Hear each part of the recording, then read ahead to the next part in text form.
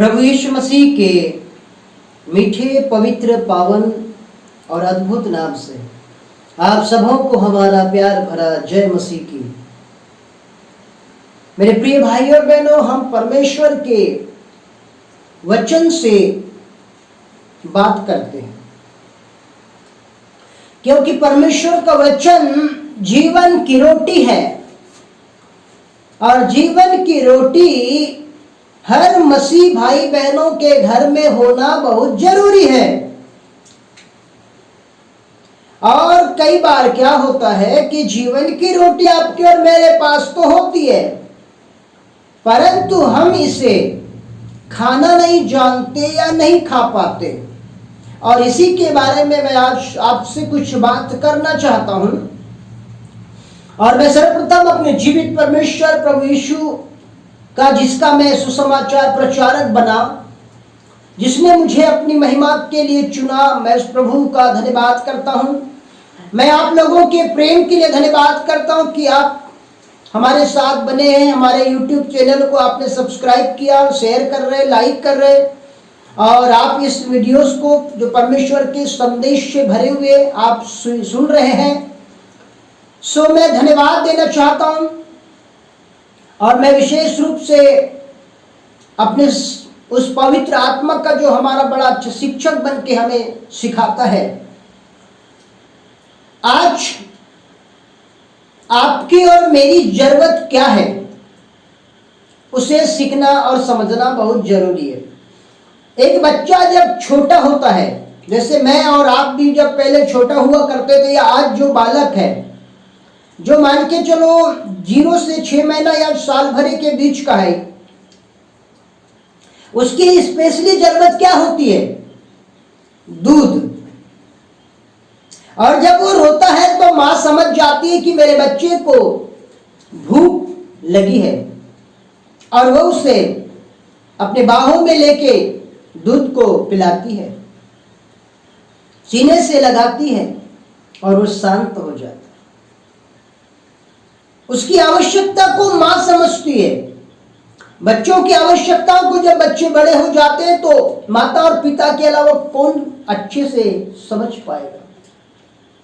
उसी प्रकार से हमारा प्रभु यीशु हमारी जरूरत समझता है कि हमें क्या चाहिए, पर आपको भी समझना है कि आपकी क्या जरूरत है। बड़े होने के बाद में बच्चों की जरूरतें रहती है तो उनको खुद को मालूम रहता है कि हमको कौन से सब्जेक्ट की किताब चाहिए, कॉपी चाहिए, और वो हमसे मांगते हैं, यानी माता पिता से मांगते हैं। तो वैसे ही हमारी जरूरत क्या है, हमारी आत्मिक समस्या क्या है, हम कहां कमजोर है, कहां हमसे भूल हो रही है, हमें क्या चाहिए, ये हमको मालूम है। और यदि हमको मालूम है तो हमें अपने परमेश्वर के सामने इस विचार धारणा को रखना चाहिए, हमें अपनी बातों को रखना चाहिए। भाई, आप सामने वाले के जब अपनी बातों को रखेंगे तभी तो जान पाएगा ना। वैसे ही हमें अपने विचारों को रखना है। इसका मतलब ये नहीं कि प्रभु नहीं जानता, परमेश्वर जानता है, पर वो कभी कभी क्या होता है कि परमेश्वर मेरे और आपके द्वारा सुनना चाहता है। हालेलुया। लूका रचित सुसमाचार 10 अध्याय उसके 42 पद में लिखा है। वैसे 40, 41 और 42 पदों को आप जरूर पढ़िए। मरियम और मार्था नाम की 2 बहनों के बारे में, जो कि आप बहुत अच्छे से जानते हैं। कई बार आपके चर्चों में प्रचार हुआ, आपने पढ़ा, और इसके बारे में आपको बहुत अच्छे से अनुभव और नॉलेज है। फिर भी मैं आपको ज्यादा कुछ नहीं, बस थोड़ा ही कम से कम समय में कुछ बात बताना चाहता हूं। मरियम और मार्था प्रभु यीशु मसीह के घर आते हैं और इन्हें बहुत खुशी होती है यीशु को अपने घर में बुला के ठहरा के पहुनाई करना। ये बहुत अद्भुत था। वो नजर, उस समय को आप याद करें। मान लो आप मरियम और मार्था है, आप मार्था और मरियम है, आपके घर में यीशु आ रहे हैं, तो आप कितने उदास होंगे? नहीं ना? खुशी होगी कितनी, आप बखान नहीं कर सकते। ओ यीशु मेरे घर में, और क्या क्या पकाने की आप कल्पना करेंगे। ये कल्पना मार्था ने की, मरियम ने नहीं। उसके दिमाग में एक ही बात थी, यीशु आ रहे हैं तो उसके पास बैठ के कुछ तो सुनना सीखना है। मैं आपको बताना चाहता हूं, जब कभी आपके घरों में प्रभु के दास लोग आए, पहुनाई करते हो, बहुत खुशी की बात है। जब आपके घर में यीशु आए, पहुनाई तो करना ही है, परंतु प्रभु के दास जो आए, उनके पास बैठ के कुछ सीखना है। मरियम की तरह मार्था भी बनना है। एक हाथ में मार्था होना चाहिए और एक हाथ में मरियम होना चाहिए। ये दो जो हाथ है, ये जो दो बहन, दो हाथ को दर्शाता है, लेफ्ट हैंड और राइट हैंड। लेफ्ट हैंड यीशु के चरणों में बैठ के वचन सुन रही है, जो जीवन का वचन है। राइट हैंड प्रभु यीशु की पहुनाई कर रही है, जो कि बहुत आवश्यकता है, बहुत आवश्यकता है। तो दोनों हमारे दो हाथ में चाहिए। एक हाथ में मार्था भी हो, एक हाथ में मरियम भी हो। हालेलुया। और हम प्रभु के भी सुने और पहुनाई करने वाले पहुनाई करते रहे। हाँ, यह बात अलग है कि घबराहट आ जाती है, शिकायत करना। मार्था की वहां एक बड़ी गलती पाई गई, प्रभु यीशु से शिकायत की। आज विश्वासी के अंदर ये गुण पाए जाते हैं, शिकायत करने वाला स्वभाव। पास्टर जी आप हमारे घर में नहीं आए, बाजू वाले घर में आए, और हमको पता चला कि आप वहां आए और चले गए। प्रियो पास्टर जी क्यों चले गए? आपने कभी सोचा नहीं इसके बारे में? क्या जरूरी था? न जाने क्या काम आया, न जाने कोई आपसे भी ज्यादा अर्जेंट कोई उनकी बाट जो रहा है, आपने विचार नहीं किया। बस आप मुद्दे में आकर के पास्टर के ऊपर बोलना शुरू कर दिए, दोष लगाना। जैसे मार्था दोष लगाने लगी कि प्रभु मेरी बहन को चिंता नहीं है मेरी, यदि मेरी चिंता होती तो मेरी मदद में आती, हाथ बटाती। आज आप और मैं ऐसे ही है। आप सुने, आप सुने, ये स्वभाव को निकाले। अपने खुद की बहन की जब वो शिकायत कर रही है तो दूसरों की कितना करेगी। आज आप और मैं खुद अपने लोगों की शिकायत कर रहे हैं। आज खुद आप और मैं अपने घर के लोगों की बुराई बता रहे हैं। कई बार तो लोग अपने बहू तक को भी नहीं छोड़ते, और मेरी बहू ऐसी। कई लोग तो अपने ही बेटे का कि मेरा बेटा ऐसा, कई लोग तो अपने बेटे की कि मेरी बेटी तो ऐसी है वैसी है। आप किसकी शिकायत कर रहे हैं? एक बार सोचे दिमाग में। सगी बहन की शिकायत कर रहे, शिकायत करने वाला स्वभाव आपके अंदर ना रहे। आप पहुनाई कर रहे हैं, बिना कुड़कुड़ा के करे। यीशु के पवित्र शास्त्र वचनों में लिखा है, हर काम बिना कुड़कुड़ाहट के किया जाए। हे भाई और बहनों, प्रभु यीशु की सुनना बहुत जरूरी है।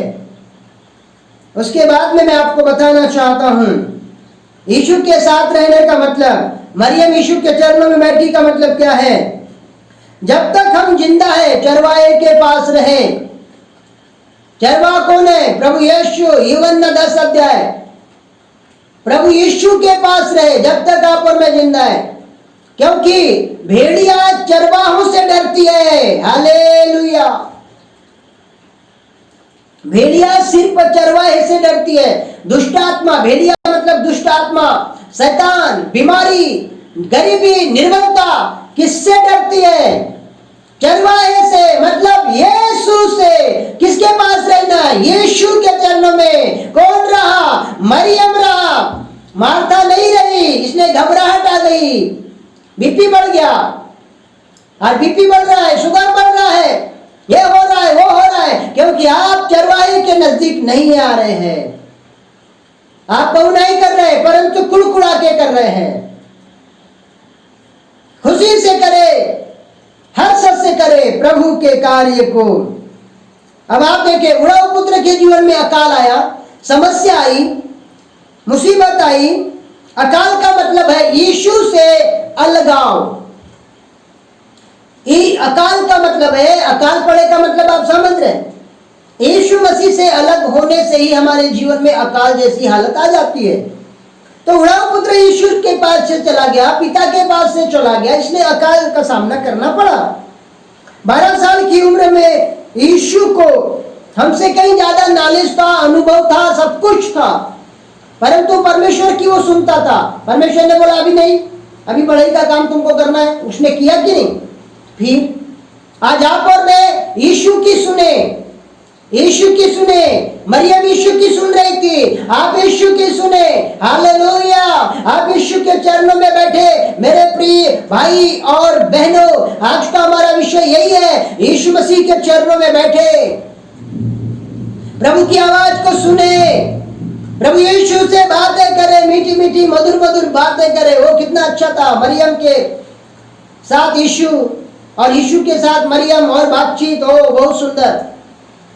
काश उन दिनों में आप और मैं होते तो क्या करते।